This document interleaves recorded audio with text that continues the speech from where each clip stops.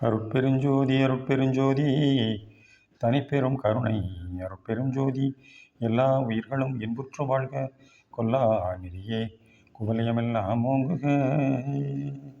திருவருட்பிரகாச வள்ளற்பெருமான் இந்த உலகிற்கு உகத்தளித்த சுத்த சன்மார்க்க நெறியினை தமது சொற்பொழிவுகள் மூலமாகவும் நூல்கள் மூலமாகவும் வெளியிட்டவர்தான் திண்டுக்கல் சுவாமி சரவணானந்தா அவர்கள் தயா விளக்க மாலை என்ற பதிகத்திற்கு சொற்பொழிவாற்றியிருக்கிறார்கள். இன்றைய நாளிலே தயவு வாழ்வு 26. அவர்கள் சொற்பொழிவாற்றிய நாள் 30/8/1981. இன்று 26வது பாடலுக்கு பொருள் காண்போம். சென்ற வார பாடல் மாற்றமிங்கென் மொழிவேனே என முடிவடைந்துள்ளது. இவ்வார பாடல் என்னுரை என்னும் படியுள்ளதெதுவோ என ஆரம்பிக்கப்பட்டுள்ளது. 26. என்னுரை என்னும் படியுள்ளதெதுவோ என்னுடலுயிருமற்றெல்லாம் நின்னதா கொண்டு நின்றயவாலே நிகழ்த்துகின்றாயதனாலே உன்னுடைத்தயவே என்னுடையுரையாய் ஒலித்திடக் கண்டு நிற்கின்றேன் பொன்னுரை கடந்த பொங்கொழிர்மேனி பொது நடம் போற்றிடப் புரியே. கடவுள் உண்மை தயாபெருஞ்சோதி வண்ணமாக எங்கும் எக்காலத்தும் நிறைந்து நிலைத்து விளங்கி கொண்டுள்ளது. அவ்வாறு எங்கும் நிறைந்த கடவுள் உண்மையே நம்மில் தயா ஒளி விளக்காக சிறநடுத்தலத்தில் விளங்கி கொண்டுள்ளது. அவ்வொளியின் அருள் தன்மையே நமது மெய்யறிவாகவும் உயிர் உணர்வாகவும் உடலாகவும் விரிந்து செயல்படுகின்றது. இவ்வாறு விளங்கும் கடவுள் உண்மையை இன்று நாம் தயவு வண்ணமாக கண்டறிந்துள்ளோம். அகண்ட பிரபஞ்சம் முழுவதும் நிறைந்து விளங்கும் கடவுள் உண்மை விரிந்த நிலையில் இறைவனின் பேருருவை விளக்குவதாகவும் அதுவே சுருங்கிய நிலையில் தயவு ஒளிவிளக்காக கடவுள் சிற்றுருவ விளக்கமாக நமது தலையிடத்தே விளங்கும் உண்மையையும் குறிக்கின்றது.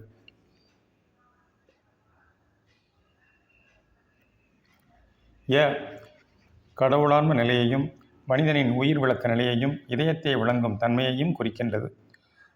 என்பது புற உலகிலும் மனிதனிலும் நடைபெறும் ஐஞ்செயல் காரியப்பட்டால் விளை பயனை விளக்குவதாக அமைந்துள்ளது. ஒன்றான பரம்பொருளே வாக விளங்க அப்பரம்பொருளின் அருட்சக்தியே வாகவும் விளங்க நாம் அகநிலையில் தயவாக இருந்து கொண்டு புற உலகில் வாக ஐஞ்செயல்களையும் நடத்தி வருகின்றோம். தேகப்பற்றோடு தேகம் நாம் என்ற எண்ணத்தோடு இருக்கும்போது எல்லா செயல்களும் அதனிடத்திலிருந்தே நடைபெறுவதாகவே எண்ணுகின்றோம். சுத்த சன்மார்க்க அனுபவம் எல்லாம் கழுத்துக்கு மேற்பட்டதே. மெய்வாய் கண் மூக்கு செவி என்னும் ஐம்புலன் உணர்வும் அனுபவப்படுதல் கழுத்துக்கு மேல் தலையிடத்தே ஆகும். மேலும் கடவுளும் நாமும் சேர்ந்தே உள்ளோம்.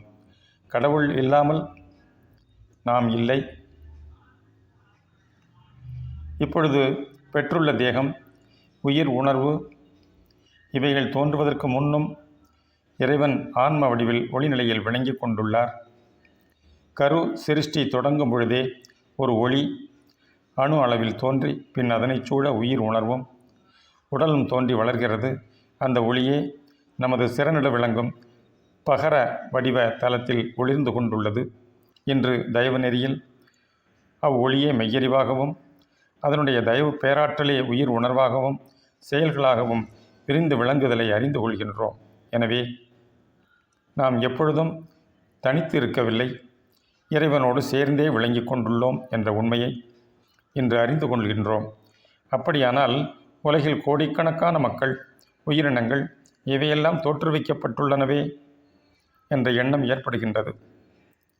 ஏகமான இறைவனின் உண்மை வெளிப்பட வேண்டியே இப்படி இத்தனை வண்ணமான தோற்றங்களாகவும் மாற்றங்களாகவும் விளங்கி வருகின்றது. எனவே ஒவ்வொரு பொருளிலும் ஒவ்வொரு அணுவிலும் உள்நின்று விளங்குவது தயவே ஆகும். புறத்தோற்றத்தில் வேறு வேறு குணங்களும் செயல்களும் ஆற்றல்களும் படைத்த மக்களை காண்கின்றோம். இவ்வளவு வேறுபாடுகளோடு தோன்றினாலும் எல்லாவற்றிலும் அகநிலையில் விளங்குவது ஒன்றான பரம்பொருளே. வேதாந்திகள் இறைவனின் விரிந்த நிலையையும் மனிதனில் விளங்கும் சுருங்கிய நிலையையும் மகாகாசம் கடாகாசம் என்றனர். அவர்கள் கூறிய கடம் நமது தேகமே ஆகும்.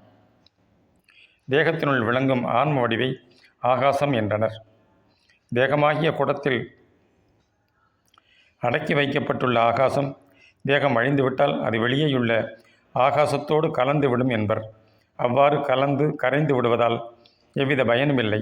இதுவரையிலும் இவ்வுலகில் எத்தனை மகான்களும் யோகிகளும் ஞானிகளும் தோன்றி மறைந்துள்ளனர். அவர்களெல்லாம் கடவுள் உண்மையை முழுமையாக அறிந்தனரா எனில் இல்லை. அவர்கள் ஏகதேசமாக கடவுள் உண்மையை அறிந்தனர். இறை உண்மை பூரணமாக வெளிப்படாத காரணத்தால் அவர்கள் மறைந்தனர். ஆனால் இறைவன் வள்ளல் பெருமான் உருவில் தன் உண்மையை பூரணமாக வெளிப்படுத்தி கொண்டார். எனவே வள்ளல் பெருமான் திரிதேக சித்தி நிலையை பெற்று திருவருட்பிரகாச வடிவோடு விளங்கி கொண்டுள்ளார். அவர் பெற்ற ஒப்பற்ற நிலையை நாம் பெற வேண்டும். அந்நிலையை அடைவதற்கு இன்று தயவு நெறி கிடைக்கப் பெற்றுள்ளோம். இறைவன் நம்மில் தயா ஒளி விளக்காக திகழ்ந்து கொண்டுள்ளார். இவ்வுண்மையை மன ஓர்மையுடன் கூடிய சத்விசாரம் ஒன்றினால்தான் அறிந்துணர முடியும். ஓர்மை என்பது வேறு, ஒருமை என்பது வேறு. ஓர்மை என்பது மனம் சலனமடையாமல் ஒரு நிலையில் கூர்ந்து இருப்பது. மன ஓர்மையும் மெய்ஞானமும் உண்டானால் ஒருமை தானாகவே ஏற்படும். இறைவனும் நாமும் வேறல்ல, இரண்டல்ல, நாம் இறைவனோடு ஒன்றியே இருக்கின்றோம் என்ற உண்மையை உணர முடிகின்றது. இவ்வுண்மையை உணர்ந்த நிலையில் எப்பொருளை நோக்கினும் யாரை பார்த்தாலும் அத்தனையிலும் அந்த புறத் தோற்றத்தை எண்ணாமல் உள் விளங்குவது ஏகமான பரம்பொருளாக இருப்பதையும் அறிந்து கொள்ள முடிகின்றது. இதனால் ஏகரான இறைவனே அநேகராக தோன்றும் உண்மையையும் அறிந்து கொண்டு அந்த அநேகரிலும் ஏகமான இறைவனை காணும் நிலையை பெறுகின்றோம். இந்நிலை அயலறியா அறிவு என்று சொல்லப்படுகின்றது. இந்த உண்மையை அறிந்த நிலையில் எல்லா விதமான ஆற்றலும் அந்த ஒளியின் இடத்திலிருந்தே வருகின்றது. தேக நிலையில் இருந்து கொண்டு நான் சொல்கிறேன், நான் செய்கிறேன் என்று சொல்லுவதெல்லாம் அறியாமையே. இக்கருத்தனை உன்னுடை தயவே என்னுடையுரையா யொலித்திடக் கண்டு நிற்கின்றேன் என்னும் வரிகளால் எனது செயல் எனது உரை என்பது எதுவுமில்லை. உன்னுடைய தயவே எனது உரையாக வெளிப்படுவதைக் கண்டு நிற்கின்றேன் என விவரிக்கப்படுகின்றது. நான் செய்யும் செயல், நான் சொல்லும் சொல் என்று சொல்லப்படுவதில் நான் என்பது அகங்காரத்தை குறிப்பது அல்ல, அக ஒளிநிலை நின்று சொல்லப்படுவதாகும். இதனை வள்ளல் பெருமான் சில இடங்களில் நான் சொல்லும் நான் உரைக்கும் என்னும் வரிகளால் பாடியுள்ள பாடல்களிலிருந்து அறிந்து கொள்ளலாம். நான் உரைக்கும் வார்த்தையெல்லாம் நாயகன் சொல் வார்த்தையன்றி நான் உரைக்கும் வார்த்தை என்று நாட்டீர் நான் ஏன் உரைப்பேன். நான் ஆர் எனக்கெனவோர் ஞான உணர்வேது சிவம் ஊன் நாடி நில்லா உழி. சுத்த சிவநிலை திருவருட்பா. பொன்னுரை கடந்த பொங்குளிர்மேனி பொதுநடம் போட்டிடப் புரியே என்னும் வரிகளில் மாற்றறியா பொன்னாக பொங்கி வழிகின்ற ஒளியுடைய திருவுருவை பொது என்னும் அகமாகிய தயவாலயத்தை நான் கண்டு போற்றிட வேண்டும். அதற்கு தயவு புரிவாயாக என்று வேண்டப்படுகின்றது. பொங்கொளிர் என்பது சூரிய ஜோதியினின்று எவ்வளவு காலம் தொட்டு எவ்வளவு ஒளிக்கதிர்கள் வந்து கொண்டே உள்ளன. அதனால் ஏற்படும் விளைவுகள் எத்தனை. அதனைப் போல அகம்பொளிர் ஆன்ம ஜோதியாகிய தயவு ஒளி விளக்கிலிருந்து அருள் ஆற்றல் எப்பொழுதும் பொங்கி வழிந்து உயிர் உணர்விலும் உடலிலும் நிரம்பி எல்லா செயல்களையும் செய்யுமாறு உதவுகின்றது. இவ்வாறு விளங்கும் இறைவனை எப்போதும் மறவாமல் போற்றி துதித்திட வேண்டும். இவ்வாறு துதித்தும் வணங்கியும் மேனிலையுற்று நிற்கும்போது நம்மை தனியாக்கி இறைவனோடு கலந்து நிற்பதை உணர வேண்டும். இக்கருத்தை நினைத்த போதெல்லாம் நின்னையே நினைத்தேன், நினைப்பற நின்ற போதெல்லாம் எனைத்தனியாக்கி நின் கண்ணே நின்றேன். என் செயல் என்னவோர் செயலும் தினைத்துணையெனினும் புரிந்திலேன். எல்லாம் சிவன் செயலாம் எனப் புரிந்தேன். அனைத்துமென் அரசே நீ அறிந்ததுவே அடிக்கடி உரைப்பதென் நினக்கே. திருவருட்பா. இவ்வாறு இடைவிடாமல் சிந்தனை செய்து சிறநடு ஒளியை பூர்வ நடுவில் தரிசனம் பெற வேண்டும். தரிசனம் பெற்று அந்த நிலையிலேயே அடங்கிவிடுதல் கூடாது. அது முறையும் அன்று. முன்னோர்கள் பலவாறு முயன்று ஆன்ம ஒளியில் தரிசனம் பெற்று இன்பமுற்றனர். அந்த இன்பத்திலேயே மூழ்கி நின்று உடலையும் உயிரையும் விட்டுவிட்டனர். இதனால் தாம் பெற்ற இன்பானுபவத்தோடு வாழ முடியாமல் போயினர். மேலும் அவர்களது முயற்சியின் விளைவால் சித்துச் செயல்களின் ஆற்றல்களையும் பெற்றனர்.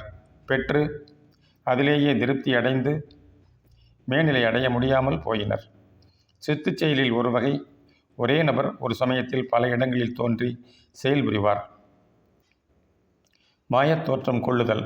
உதாரணமாக, கண்ணன் ஒரே சமயத்தில் எல்லா கோபியர்களின் வீட்டிலும் தோன்றினது.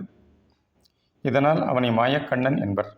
வள்ளல் பெருமானுக்கும் இச்சித்து செயல் கைவந்த கலையாக இருந்தது. ஒருமுறை அவர் ஞானசபையில் சொற்பொழிவாற்றிக் கொண்டிருந்தார். அதே சமயம் மரக்கடை ஒன்றில் கொடிமரத்திற்கு தேவையான மரம் வாங்கும் பொருட்டு அங்கு உரையாடி கொண்டிருந்தார். இதுபோல இன்னும் எத்தனையோ செயல்கள் நடைபெற்று உள்ளன. சித்துச் செயல்களில் மயங்கி விடாமல், தாம் பெற்ற ஆற்றலை இழந்து விடாமல் மேல்நிலை அடைய முயலுதல் வேண்டும். கடவுள் உண்மையைக் கண்டு அந்நிலையில் நின்று வாழ்வதே சுத்த சன்மார்க்கத்தின் கருத்து. ஒளிநிலையில் நின்று புற உலக வாழ்க்கையையும் நடத்தல் வேண்டும். இறைவனை வணங்குகிறேன் என்று கூறி தியானத்திலேயே மூழ்கி போனால் புற உலக வாழ்க்கை தடைபட்டு போகும். புற உலக வாழ்விலேயே பற்று கொண்டு வாழும்போது கடவுளின் நினைவு மறந்து விடுகின்றது. இரண்டும் தடைபடாமல் ஒர்க் அண்ட் ஒர்ஷிப் நடைபெற வேண்டும். எனவே முதலில் ஒளிநிலையை பற்றி கொள்ள வேண்டும். பின் அங்கிருந்தவாறே உலக காரியங்களையெல்லாம் தயவோடு செய்து வரல் வேண்டும். இக்கருத்தை அன்பாலே அறிவாலே ஆடேடி பந்து அருட்பெரும் ஜோதி கண்டு ஆடேடி பந்து அசையாமல் நின்றிங்கே ஆடேடி பந்து அருட்பெரும் ஜோதி கண்டாடேடி பந்து என்னும் பாடல் வரிகளால் அறியலாம். அருளறிவு ஒன்றினாலேயே அறிந்துணர வேண்டிய இறைவனை சிலர் நேரில் காட்ட முடியுமா என்பர். இறைவனை மந்திர தந்திரங்களால் காண்பிக்க முடியாது. சிலர் மன ஓர்மையை பயன்படுத்தி அவரவர் விரும்பியவாறு உருவங்களை காண்பிக்கின்றனர். இமயத்தின் மீது பார்வதியோடும் முருகன் விநாயகரோடும் அமர்ந்துள்ள சிவபெருமானையும் மயில் மீது ஏறி வரும் முருகப்பெருமானையும் காண்பிக்கின்றனர். இந்த காட்சி சிறிது நேரத்திற்குத்தான், பின்னர் மறைந்துவிடும், நிலையானதல்ல. இதைப்போல கோவில்களில் சென்று சிலைகளின் முன் நின்று மனமுருகி வேண்டி துதிப்பர். பின் அவ்விடத்தை விட்டு வெளியில் வந்துவிட்டால் கோவிலையும் மறந்து கடவுளையும் மறந்து உலக காரியங்களில் மூழ்கி விடுவர். சுவாமி விவேகானந்தர் யாரை சந்தித்தாலும் இறைவனை காட்ட முடியுமா எனக் கேட்டார். அவர் ராமகிருஷ்ண பரமஹம்சரிடம் இதே கேள்வியை கேட்க அவரும் முடியும் என்று கூறி மன ஓர்மையோடு விவேகானந்தரின் இதயத்தை தொட்டு காட்ட அவர் தன்னை மறந்த நிலையில் ஜோதி காட்சியை கண்டார். ஆனால் அக்காட்சி சிறிது நேரம்தான் இருந்தது, பின்னர் மறைந்து விட்டது. ஆகையால் நாம் மன ஓர்மையோடு கையறவில்லாது சோம்பல் இல்லாது தியானித்து அகத்தை ஒளிநிலையை பற்றி கொண்டு அகம் புறம் என இல்லாமல் அனகமாக விரிந்து இன்ப நிலையோடு வாழ வேண்டும். தயாபெருஞ்சோதி தனிப்பெருந்தயவு என்பதை பொருள் உணர்ந்து சொல்ல வேண்டும். அதனால் நிலையான இன்ப வாழ்வு பெற்று உயர்வடைய வேண்டும். தயவின் உலகியர் புறப்பொருள் எவரும் அறிவர். உண்மை பொருளோ சத்விசாரத்தால் நம் சிறநடு சிற்றம்பலத்திலே விளங்கும் கடவுள் வடிவம் தகராகாசமாயும் அதனோடு பிரிவரை இருக்கும் நாம் யகரமாய் கூடாமற் கூடி தய என இலங்குகின்றோம். இப்படி விளங்கி நின்று உகர தயவு செயலோடு, அதாவது சிந்தனை சொல் செயல் வெளிப்பட வாழ வேண்டியுள்ளது. இதனால் இந்த சிறநடு தயவு சுடர் தோற்றமே உண்மை பொருள் அதுவாகி இருந்து கொண்டு நினைவு மறவாது வாழ்தலே அனுபவப் பொருளாம். இப்படி தயவு மந்திரம் உச்சரிக்கும் போதும் செயல்படுத்தும் போதும் நினைவில் இருந்து வரல் நிறை என்ப வாழ்வு பயனாம். அருட்பெரும் ஜோதி அருட்பெரும் ஜோதி தனிப்பெரும் கருணை அருட்பெரும் ஜோதி தயவு.